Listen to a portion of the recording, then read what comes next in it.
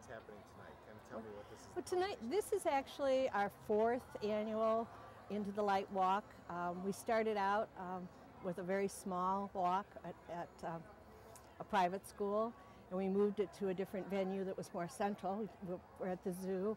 They weren't so sure about having a walk after dark. That was a first for them. But we really feel that the darkness and walking into the light and candlelights adds a lot of the ambience to the significance of the meeting.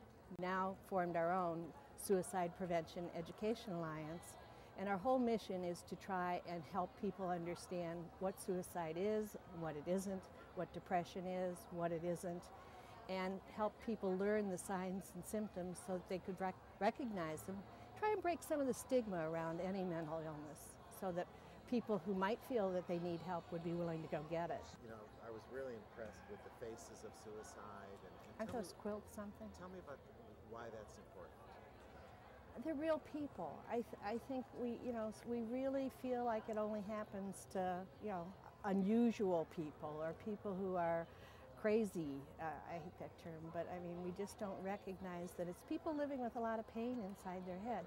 What do you hope at the end of the night? At the end of the night, what has been achieved here? What are the goals? Well, one thing, if we can get people to just talk about suicide. I read an article that said, we didn't really make any inroads with cancer prevention until people were willing to talk about it. We didn't really make any inroads with alcoholism treatment until people were willing to talk about it.